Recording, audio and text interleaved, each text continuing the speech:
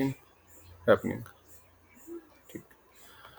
Okay, सो ज्ञान मिश्र और ज्ञान शून्य की हम बात कर रहे हैं यहाँ पर। ठीक है।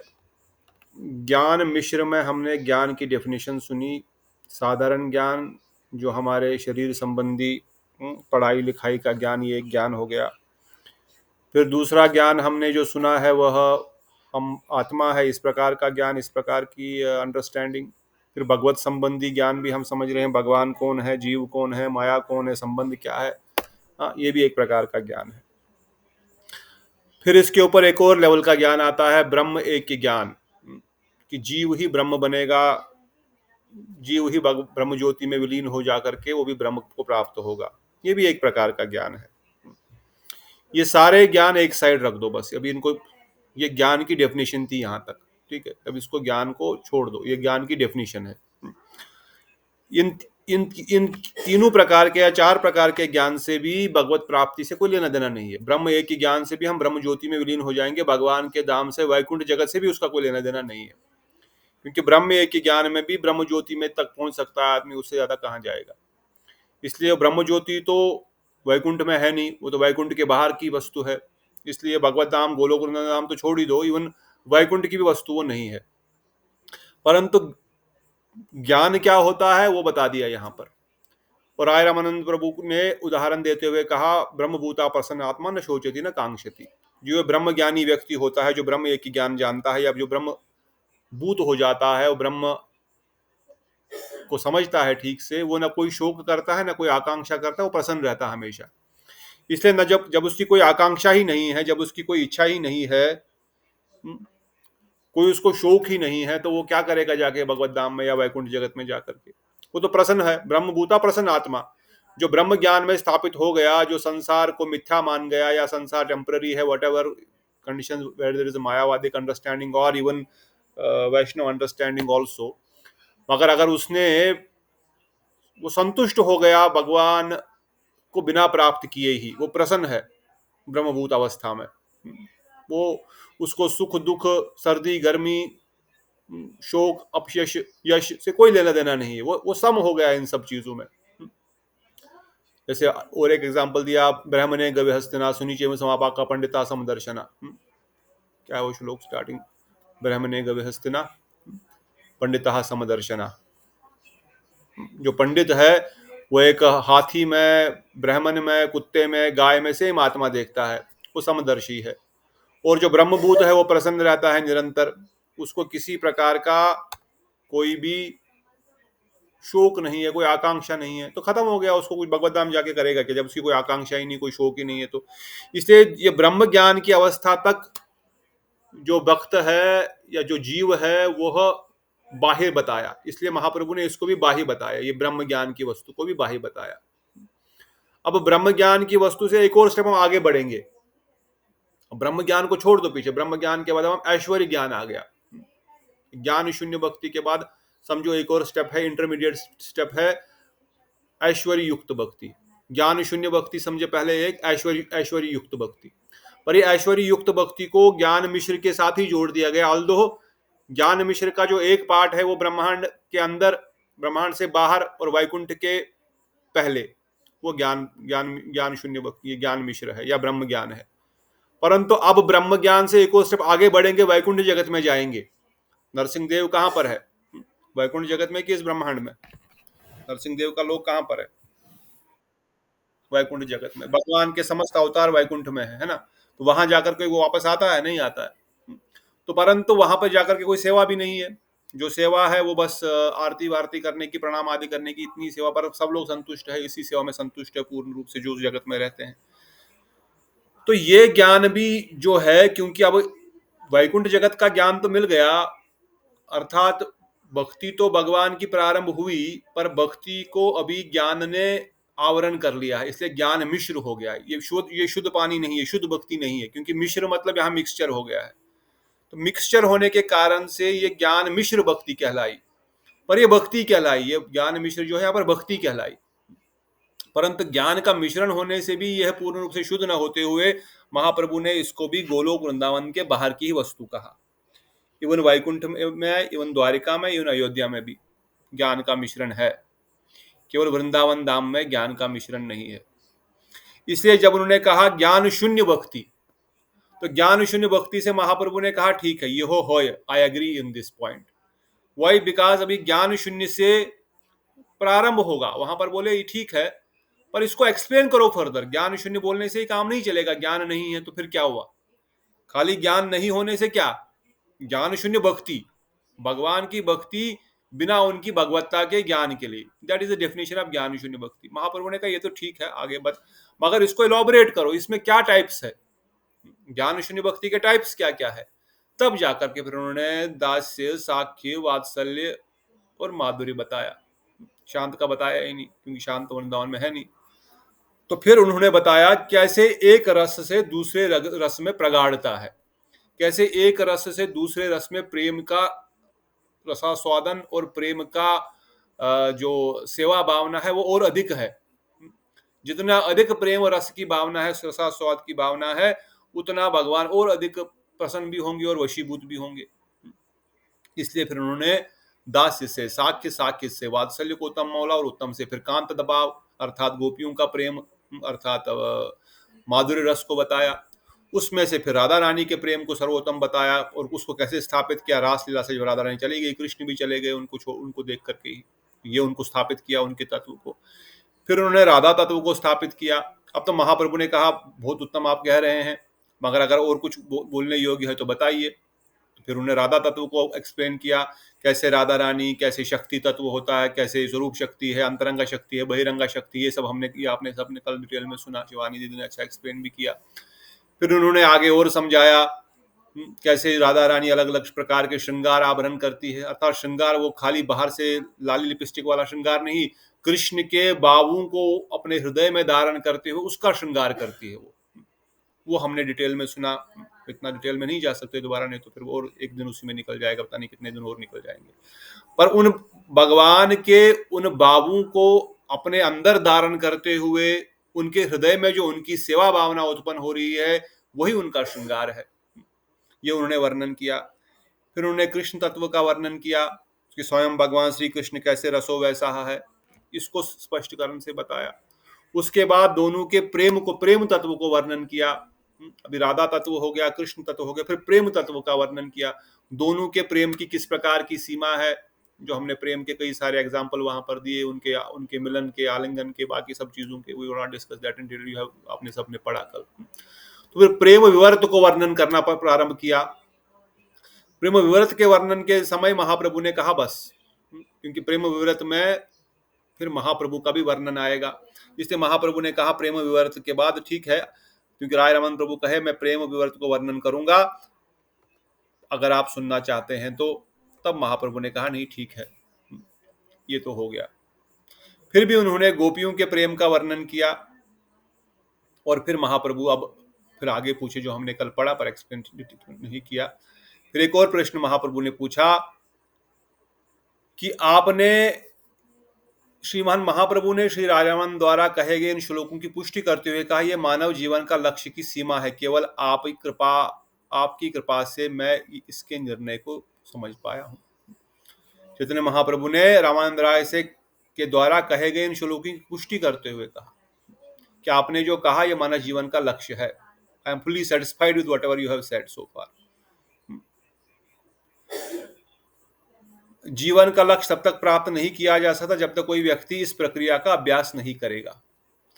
अब मुझ पर दया करके कृपा ये उपाय बताइए कि जिसके द्वारा ये लक्ष्य प्राप्त किया जा सकता है। अभी 197 में प्रश्न फिर से प्रारंभ हुआ है। यहां तक क्लियर है, साध्य तत्व यहां पर खत्म हो गया, अब यहां से साधन तत्व का प्रारंभ होता है। Is it clear? Anyone has any doubts about साधन तत्व, साध्य तत्व? हमारा लक्ष्य क्या है, हमारा गोल क्या है? अगर नहीं तो जो कल नहीं उत्तर देगा उसको दंड दिया जाएगा, वो भंडारा देगा। हमारे मठ में रोज भंडारा होगा उसके नाम से। अगर कोई प्रश्न है तो भी पूछ लो। तो साध्य तत्व हमारा गोल जो है, यहाँ पर महाप्रभु ने कहा ठीक है, आपने बड़ा ही सुंदर तरीके से साध्य तत्व बताया, हमारा गोल क्या है वो बता दिया। स्टार्टिंग से लेकर के राधा दास्यम से लेकर के राधा दास्यम के बाद राधा रानी की वैशिष्टता को बताते हुए, फिर राधा तत्व को बताते हुए फिर किस प्रकार से गोपियां श्री कृष्ण के लिए सर्वस्व अपना दे रही है उनको, और उनकी किसी की गोपी की कोई इच्छा नहीं कि वो कृष्ण से मिले, उनकी केवल इच्छा है कृष्ण प्रसन्न हो, और वो जानते हैं कृष्ण राधा रानी के साथ प्रसन्न होते हैं, उनके स्वसुख की कोई भी भावना नहीं है। तो इन्हीं प्रश्नों को, इन्हीं पॉइंट्स को उजागर करने के लिए अब महाप्रभु पूछ रहे हैं, साध्य वस्तु साधन विना केह नाहि पाया, कृपा करी कह राया प्रभुरा उपाय।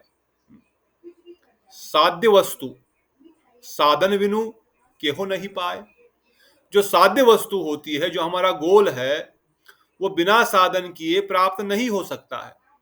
अगर जैसे हमने माधुर्य कादम्बनी में भी पढ़ा और भक्त रसामृत में भी पढ़ रहे थे पिछले दिनों, ये भी कंटिन्यूटी में है आपको सपोर्ट करने के लिए उसी उन्हीं टॉपिक्स को, कि बिना साधन किए साध्य वस्तु नहीं प्राप्त हो सकती है। जैसे बिना पढ़ाई किए कोई 10th पास, इंजीनियरिंग पास, डॉक्टरी पास नहीं कर सकता है, बिना अच्छे से तैयारी किए कोई इंटरव्यू पास नहीं कर सकता है, नौकरी नहीं मिल सकती है, अर्थात बिना मेहनत किए आपको लक्ष्य नहीं मिल सकता। तो महाप्रभु वही बोल रहे हैं, बिना साधन किए साध्य वस्तु प्राप्त नहीं होगी। अब कृपा करी कह राय, हे राय रामानंद प्रभु कृपा करके कहो पाभेरा उपाय, पाने का उपाय क्या है। बात समझ आ रही है? बात समझ आ रही है मंजरी दीदी? Okay, very good. अब अरे कैसे इंग्लिश आ गया, तो बस बैक किया, क्या होएगा शिवानी दीदी?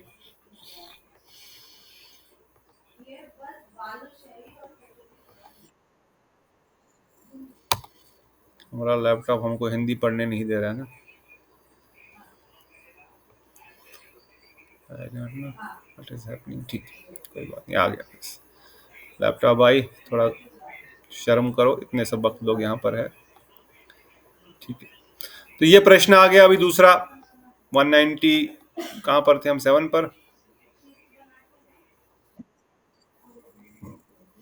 तो अब ये प्रश्न आ गया, जीवन का लक्ष्य तब तक प्राप्त नहीं किया जा सकता जब तक कोई व्यक्ति इस प्रक्रिया का अभ्यास नहीं करेगा। अब मुझ पर कृपा करके बताइए कि जिसके द्वारा लक्ष्य प्राप्त किया जा सकता। अभी हिंदी भी थोड़ा सा, क्योंकि गूगल ने ट्रांसलेट किया है ना, थोड़ा ऐसा वैसा ट्रांसलेट कर लेता है, शब्दों को ट्रांसलेट करता है। तब राय रमन प्रभु क्या कहते हैं हमने कल पढ़ा, पर फिर भी मैं जस्ट यहाँ पर इंट्रोडक्शन हो रहा है साधन तत्व का। साध्य तत्व हो गया कंप्लीट, अब साधन तत्व का यहाँ पर इंट्रोडक्शन हो रहा है। इंट्रोडक्शन से पहले राय रमन प्रभु बता रहे हैं, मैं नहीं जानता आप मुझसे क्या बुलवाना चाहते हैं। आपने पीछे मुझसे जो भी बुलवाया, जिस प्रकार से सूर्य समुद्र में प्रकाश और ज्योति और हीट के द्वारा बादल बन करके आकाश में वही फिर से समुद्र में गिरता है, उसी प्रकार से आपने मेरे हृदय में इन चीजों को उजागर करके मेरे मुख से ये सब सुना। जो आप सुनना चाहते हैं वही मैं बता रहा हूं।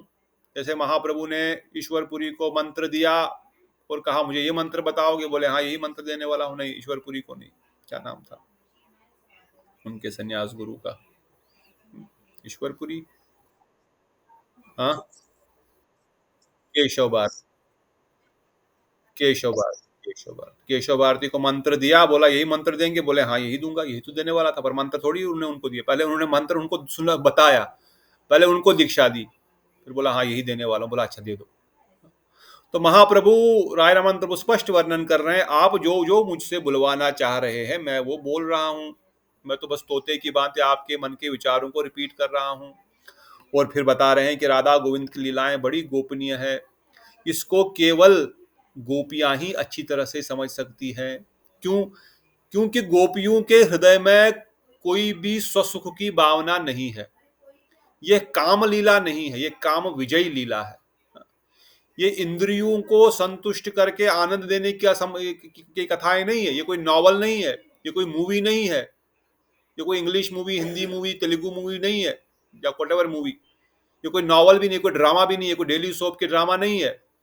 ये काम विजयी लीला है, क्योंकि इसमें गोपियों के द्वारा श्री हरि को प्रसन्न करने की पूर्ण अपनी समस्त इंद्रियां, अपना मन, अपना शरीर, अपना बुद्धि, अपना आत्मा सब कुछ अर्पण कर दिया है।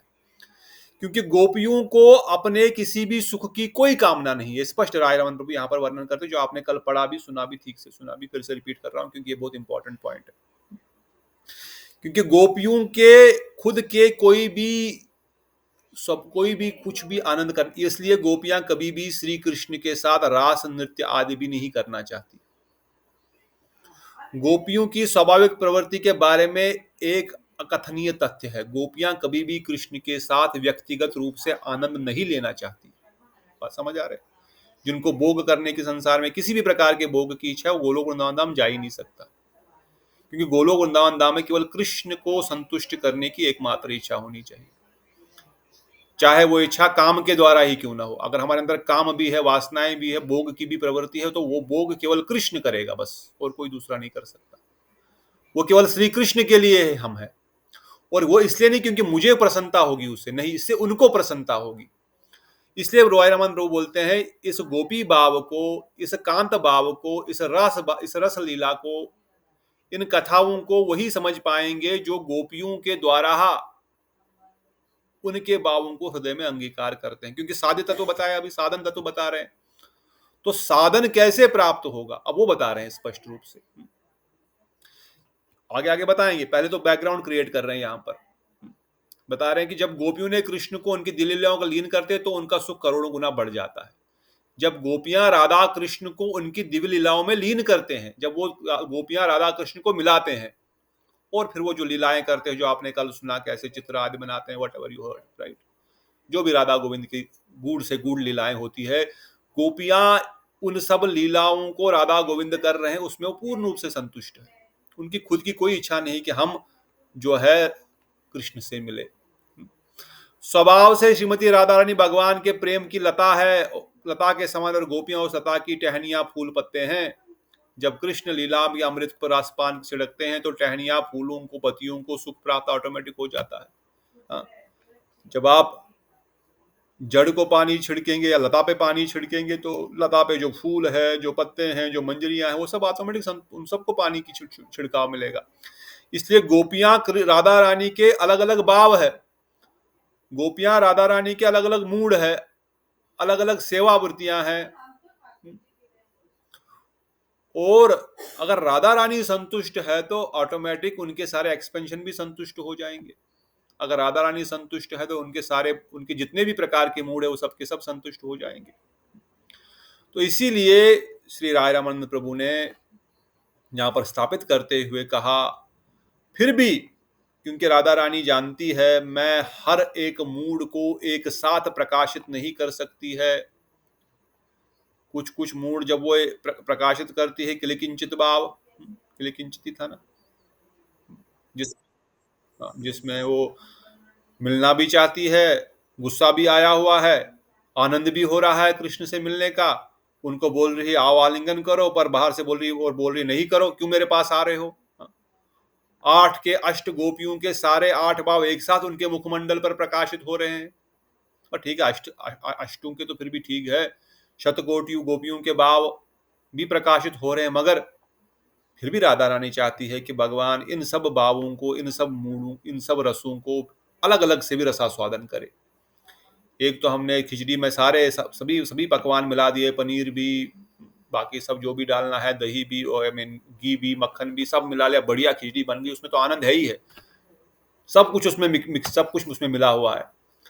परंतु राधा रानी चाहती नहीं, अलग अलग भी आप इन रसों का रसास्वादन कर लो भाई, अलग अलग पनीर का भी रस देख लो, सांभर का भी देख लो, रसम का भी देख लो, डोसे का भी देख लो, इडली का भी देख लो, कचौरी का भी, समोसे का भी, मालपुए का भी, रसगुल्ले का भी। हाँ, क्योंकि अलग अलग मूड है, सबके सब राधा रानी में पूर्ण रूप से विराजमान है, फिर भी राधा रानी समस्त गोपियों से को कृष्ण से अलग अलग मिलाती भी है, क्योंकि उनकी इच्छा है। इसलिए उनकी इच्छा को पूर्ण करने के लिए ये गोपियां श्री कृष्ण से मिलती भी है। इसलिए जब श्रीमती राधा रानी गोपियों के लिए विनम्र प्रार्थनाएं प्रस्तुत करते हुए कभी कभी गोपियों को कृष्ण के पास भेजती है। कोई प्रश्न है? किसी का हैंड रेज हुआ?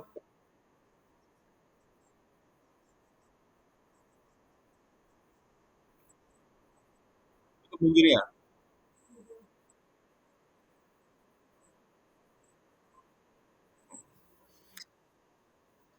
कि स्वपक्षा भी है या विपक्षा भी है, सबका लक्ष्य कृष्ण को प्रसन्न करना ही है। तत्त भाव इच्छमयी केवल मंजरियों का भाव है, अभी तो वहां पर वो बोले ही नहीं, अभी तो ये गोपियों के बारे में वर्णन कर रहे हैं। पर गोपियों को इच्छा, खुद की इच्छा नहीं है कोई कृष्ण से मिलने की, परंतु राधा रानी उनको कृष्ण के पास भेजती है। उनके अलग अलग कुंज है, और अलग अलग कुंजों में वो कृष्ण के साथ प्रेम प्रेम विलास आदि करती है, पर मंजरियां नहीं करती है। मंजरियां बहुत रेयर केस में जाती है, जब राधा रानी बहुत अधिक रूप मंजरी को कहे, पर 99% टाइम मंजरियां नहीं करती, एक आध परसेंट के लिए हो सकता है कृष्ण उनके साथ अकेले में मिलन करते भी होंगे। तो चाहे चंद्रावली का ग्रुप है, चाहे राधा रानी का ग्रुप है, सभी कृष्ण के साथ मिलन करते हैं, परंतु उनकी इच्छा होती है कि भाई राधा रानी करे। हाँ, चंद्रावली के ग्रुप की तो इच्छा ये नहीं कि राधा रानी करे, क्योंकि तो विपक्षा में है। उनकी इच्छा राधा रानी करने की नहीं है, चंद्रावली की समस्त सखियों की इच्छा है चंद्रावली ही उनसे मिले। परंतु चंद्रावली भी विरह में राधा रानी को सांत्वना देने आती है। और राधा चरित्रामृत में कभी हिमानी दीदी हमको सुनाएंगी कि किस प्रकार से चंद्रावली भी जो है वह जब विरह में देखती है कि राधा रानी का विरह बहुत अधिक है, तब चंद्रावली भी आकर के उनसे मिलती है और उनको सांत्वना देती है, उनको कमल पुष्प के आसन पे लिटाती है, क्योंकि वो जानती है कि भाई जितना विरह श्रीमती राधा ठकुरानी को हो रहा उतना किसी को नहीं हो रहा। वो कम से कम चल करके उनके पास जा सकते हैं, उनका शरीर में इतनी शक्ति तो है, पर राधा रानी तो कमल पुष्पों के ऊपर लेटी हुई, उनके पास तो कोई विचार नहीं। तो चंद्रावली भी जानते हैं राधा रानी कृष्ण को प्रसन्न करने के लिए ये सारी कर रही है, मगर क्योंकि उनका भाव जो है सबमिसिवनेस है, इसलिए वो अपने भाव को तो चेंज नहीं करेगी। इसलिए वो चाहती है कि भाई क्यों इतने सुंदर, इतने प्रेमी, जिनका मुखारविंद का दर्शन करने से पत्थर पिघल जाते हैं, ऐसे ऐसे हमारे प्रेमी स्वामी को क्यों कुंज के बाहर खड़ा करना, यही उनका मूड है बस। इसलिए वो बोलती नहीं, मैं ऐसा नहीं कर सकती हूँ, मैं उनको अपने, otherwise she also knows Radha Rani's glories, क्योंकि है तो उनका ही एक्सपेंशन। तो उन गोपियों को विशेषकर आय रामानंद प्रभु ने यहाँ पर टच नहीं किया, राधा पक्ष की गोपियों को ही टच करते हुए ये बता रहे हैं। ठीक है, डज इट आंसर? फिर कहते हैं भगवान के प्रति दिव्य प्रेम की परस्पर व्यवहार को से दिव्य मधुरता का पोषण होता है। जब भगवान कृष्ण देखते हैं कि गोपियों ने उनके प्रति किस शुद्ध प्रेम को विकसित कर लिया है, तो वो बहुत संतुष्ट हो जाते हैं। अब इसमें जो हमारे गुरुजन भी वर्णन करते हैं ना कि भाई कृष्ण पूर्ण से संतुष्ट होते हैं ये देखते हुए कि गोपियां प्रसन्न हो रही है, पर गोपियां इसलिए प्रसन्न नहीं हो रही क्योंकि वो कृष्ण से मिल रही है। गोपियां या राधा रानी ठकुरानी प्रसन्न हो रही क्योंकि कृष्ण प्रसन्न हो रहे। जब राधा ठकुरानी, उनका भाव केवल कृष्ण की प्रसन्नता है, और जब वो कृष्ण का आलिंगन करती तो कृष्ण बड़े ही आनंदित होते हैं। और जब उनके मुखारविंद को वो देखती है, कृष्ण बहुत आनंदित हो गए हैं, तब वह और अधिक आनंदित हो जाते हैं। और जब कृष्ण आनंदित हो जाते हैं, ये राधा रानी देखती है, तो राधा रानी का और अधिक हृदय में आनंद आ जाता है। और जब कृष्ण राधा रानी के मुखारविंद को देखते हैं, राधा रानी तो अधिक प्रसन्न हो रही है, तो राधा रानी की प्रसन्नता को देख करके कृष्ण 100 गुना प्रसन्न हो जाते हैं। और जब राधा रानी कृष्ण को देखती, कृष्ण 100 गुना और आनंद में है, तो वो 1000 गुना और प्रसन्न हो जाती है। और जब कृष्ण उनके मुखारविंद को देखते हैं कि वो राधा रानी अभी बहुत अधिक प्रसन्न है, तो वो लाख गुना प्रसन्न हो जाते हैं। तो इस प्रकार परस्पर एक दूसरे की सेवा की भावना से कृष्ण राधा रानी को प्रसन्न करने के लिए आनंदित हो जाते हैं, और राधा रानी कृष्ण को देख करके और अधिक आनंदित हो जाती है। पर ultimately both are trying to getting happiness by seeing others happiness. Try to understand. गोपियां या राधा ठकुरानी कृष्ण को संतुष्ट करने के लिए खुश हो रही है, पर कृष्ण उनसे मिलने से तो आनंद ले रहे हैं, पर उससे अधिक आनंद उनको इसमें आ रहा है कि गोपियां और राधा रानी खुश प्रसन्न आनंद में है। पर वो ये नहीं जानते कि राधा रानी मुझे देख करके आनंद ले रही है। दिस इज कॉल्ड प्रेम वैचित्र्य। वो ये नहीं जानते कि राधा रानी मुझे देखकर आनंद में डूब रही है, आनंद की अनुभूति कर रही है। वो देख रहे हैं कि भाई राधा रानी आनंद ले रही है, इसलिए मुझे हृदय में आनंद आ रहा है। इसीलिए कहते हैं कि ये प्रेम का बड़ा विशेष, ये प्रेम जो है ये काम नहीं है, क्योंकि यहां पर केवल स्वामी की इंद्रियों की संतुष्टि की भावना है। यहां पर अपनी इंद्रिय संतुष्ट नहीं है। निजे इंद्रिय भोगवांछा सेहिते बोले काम, अपनी इंद्रियों की इच्छाओं को संतुष्ट करने को काम कहते हैं। और कृष्णेर इंद्रिय वांछा सही दरे प्रेम नाम, और भगवान की इंद्रियों को संतुष्ट करने की जो भावना है वही प्रेम है। पर हम जैसे बद्धजीव क्योंकि नहीं समझ पाते हैं इन बातों को, इसलिए गुरुजन वर्णन करते हैं, सुखदेव गोस्वामी लिख रहे हैं, कृष्णदास कविराज गोस्वामी लिख रहे हैं कि भाई आप इससे अधिक संतुष्ट कहीं हो ही नहीं सकते। ये तो आप पूर्ण रूप से संतुष्ट, आपको इस प्रकार का आनंद, प्रेमानंद प्राप्त होने के बाद कुछ और चाहिए ही नहीं। अरे ब्रह्मानंद को प्राप्त करने के बाद भी कुछ और जीव नहीं मांगता है, प्रेमानंद की तो बात ही क्या है। अगर प्रेमानंद हमको प्राप्त हो गया, आपको प्राप्त हो गया, तो फिर और क्या चाहिए। और क्यों भगवान ये सब लीलाओं का वर्णन कर रहे हैं। हम सुबह मंगल आरती के समय भी रासलीला आदि ग्रंथों भी पढ़ रहे हैं, भागवत में रासलीला का चैप्टर पढ़ रहे हैं, और यहाँ पर भी सेम ही टॉपिक आ रहा है, बाय द प्रोविडेंस, हरी इच्छा से।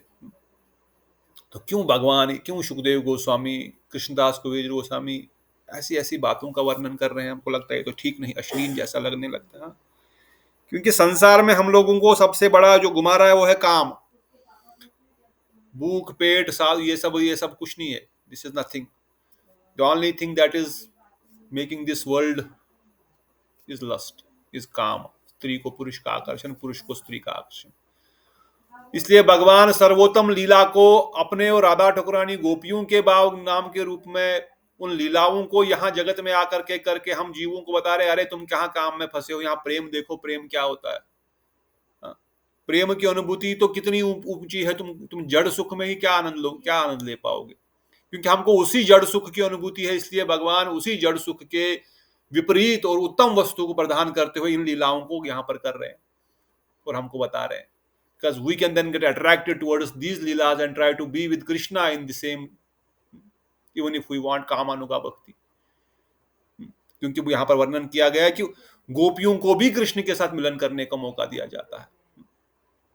इसलिए बता रहे हैं कामुक इच्छाओं तब अनुभव की जाती है जब व्यक्ति अपनी व्यक्तिगत इंद्रियों की तृप्ति के लिए चिंतित होते हैं। गोपियों की मनोदशा ऐसी नहीं है, उनकी एकमात्र इच्छा कृष्ण की इंद्रियों को संतुष्ट करना है। ये प्रमाण बता रहा हूं, बाद में बोलेंगे, आप प्रभु जी खुद ही बता रहे थे। इसलिए गोपियों ने इंद्रिय तृप्ति की चुटकी भी इच्छा नहीं है, चुटकी इतनी भी इच्छा नहीं उनके अंदर। उनकी एकमात्र इच्छा कृष्ण की प्रसन्नता है। इसलिए उनके साथ दुमल जाती है और उसके साथ आनंद मनाती है। इसलिए वह उनके साथ घुल मिल जाती है और उनके साथ आनंद मनाती है। कृष्ण आनंद में है तो ऑटोमेटिक वो भी आनंदित हो जाती है, स्वाभाविक है। इट इज टेक्निकली, तत्व सिद्धांतिक दृष्टिकोण से भी यही प्रभुपाद जी अपने बेसिक ग्रंथ में वर्णन करते हैं। The soul will become happy only when he is with super soul. The part will become when he is with the whole. शरीर का अंग तभी तक काम करेगा जब तक तो वो शरीर से जुड़ा हुआ। उसको काट के फेंक दो, क्या काम करेगा वो। हाथ को काट के फेंक दो, कोई काम करेगा? कुछ नहीं करेगा। जब तक ये हाथ शरीर से जुड़ा है तभी इसकी वैल्यू है। हम तभी संतुष्ट और आनंदित हो पाएंगे जब हम कृष्ण के साथ होंगे। तब तक हमारा आनंद और संतुष्टि की कोई प्रश्न ही नहीं उठता है। इसलिए गोपियों का जो प्रेम है सर्वोत्कृष्ट है और समस्त सिद्धांतों के ऊपर ये निरुपरि है।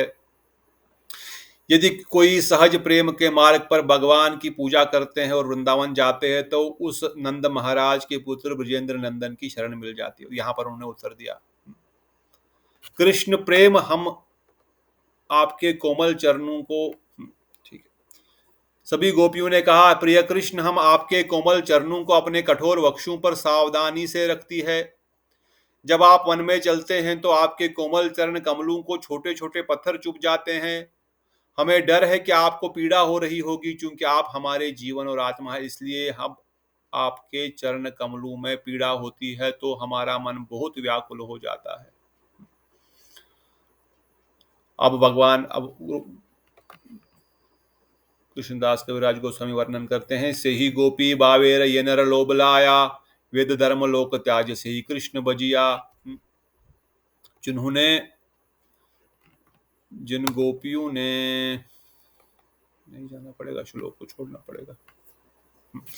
जिन गोपियों ने श्री कृष्ण की प्रसन्नता के लिए समस्त लोकलाज छोड़ दी है और जो उनकी प्रसन्नता के लिए ही समस्त कार्य कर रहे हैं, और फिर साध्य वस्तु को बताते हुए राय मंत्र बता रहे हैं कि जो वृंदावन में रह करके उन गोपियों के अनुगत्य में उनके भावों को हृदय में अंगीकार करते हुए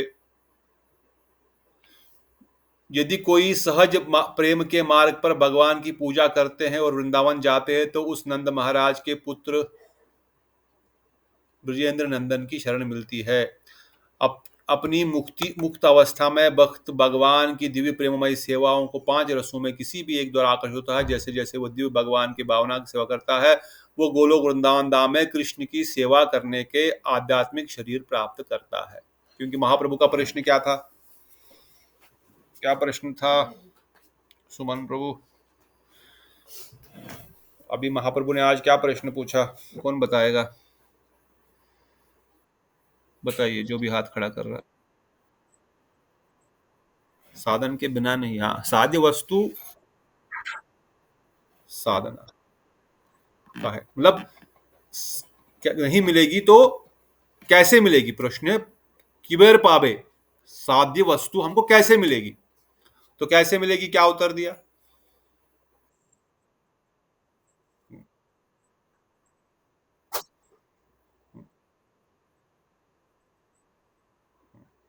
और आगे बताया एक और श्लोक 221।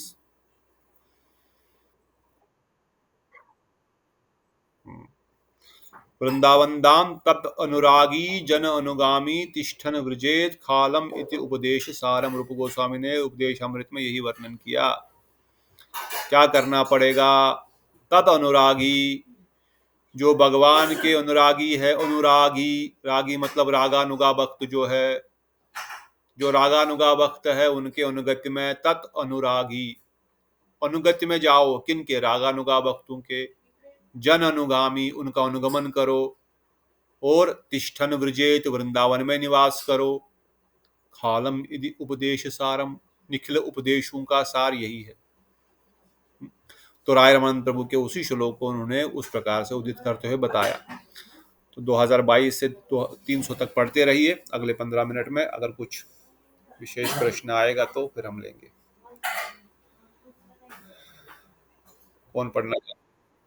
पढ़िए, पढ़िए, जरूर पढ़िए। 10-15 पढ़िए, फिर शीला दीदी भी पढ़ना चाहती थी कल। नहीं, आप पढ़िए पहले, कोई चिंता नहीं। 300 श्लोक है, टेंशन क्या है? यही पर हम लोग है। 220 से पढ़िए। हाँ, ठीक।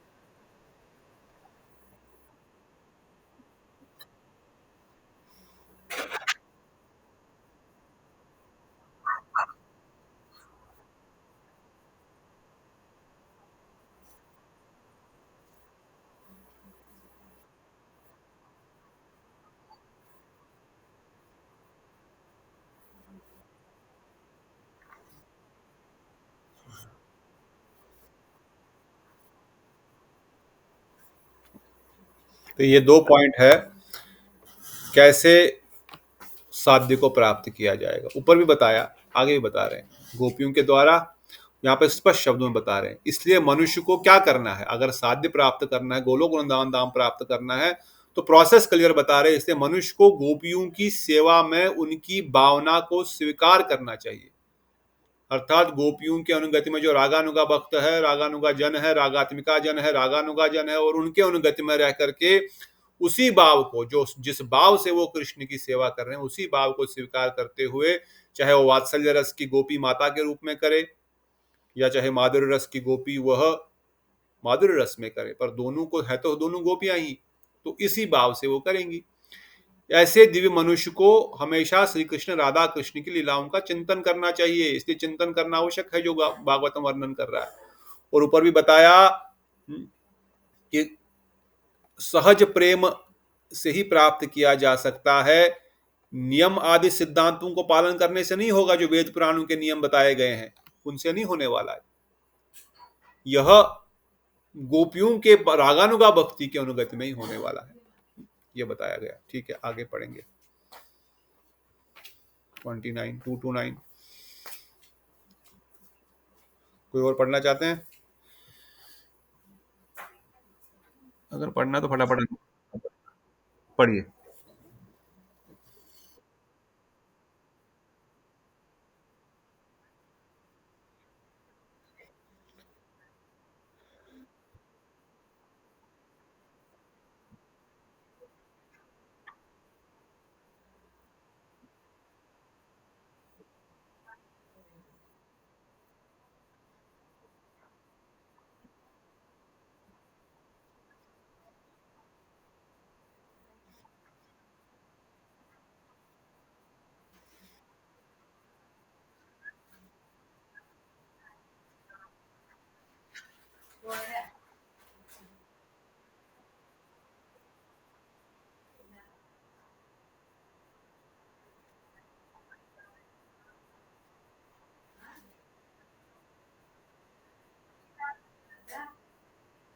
किसके बारे में बता रहे हैं यहाँ पे?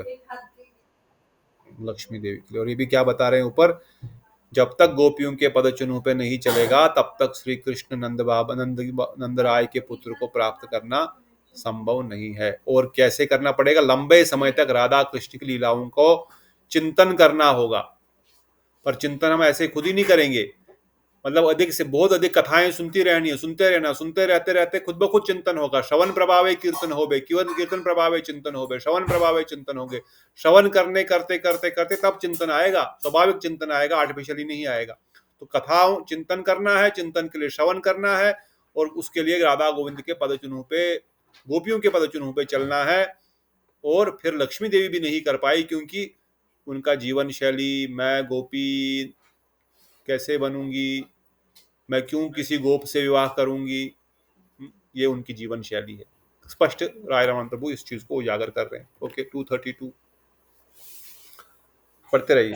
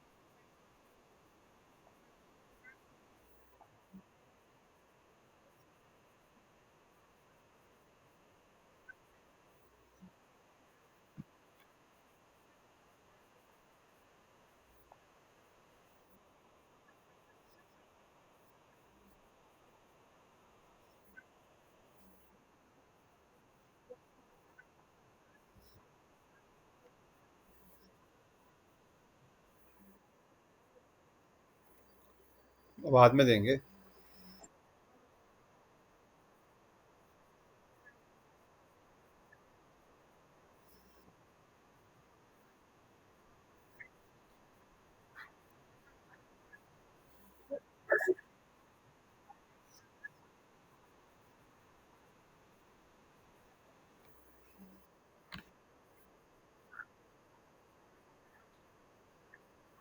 रुकते हैं, देखते हैं अगर उत्तर यहाँ पर मिसिंग है या है ही नहीं। महाप्रभु बाद में दे रहे हैं, मुझे I don't remember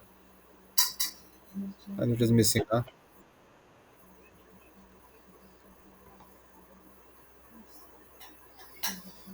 late us read the answers also, हाँ, अदरवाइज नो यूज।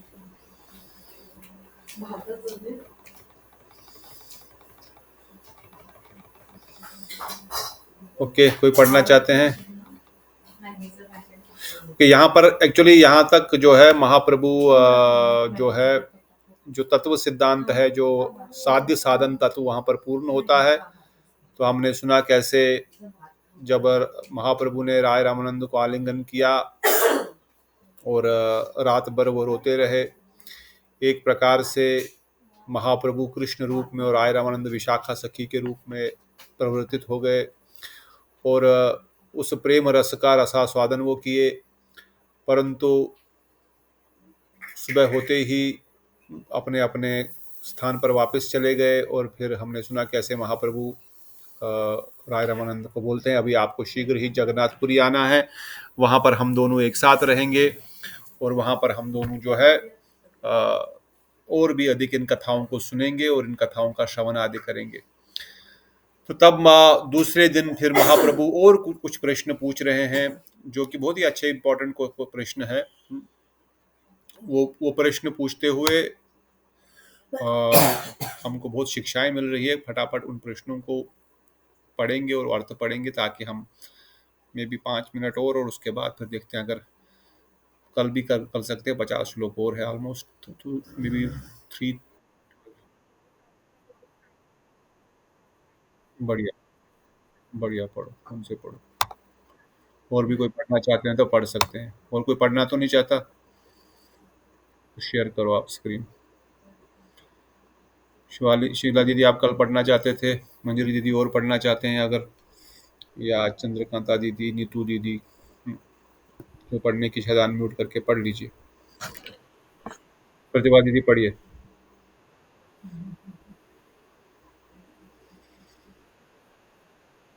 दिख रहा नहीं?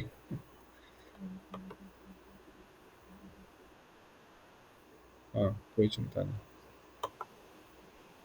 मोबाइल पे तो ठीक दिखना चाहिए, उसको अपने स्क्रीन को ना, जो जो बटन होता है ना उसको बड़ा कर दो, आपको खाली स्क्रीन दिखेगा। मतलब उसको जूम करने की जरूरत नहीं है, उसमें एक होता है बटन जैसा और डब्बा जैसा होता है, उस पर क्लिक करने से वो बढ़ जाता है। हाँ, और मुराद तक।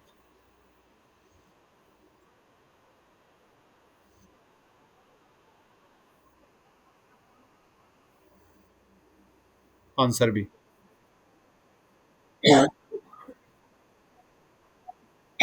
बस बैक या नेक्स्ट या वट एवर,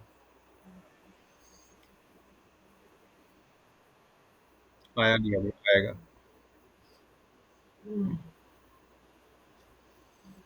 आ गया।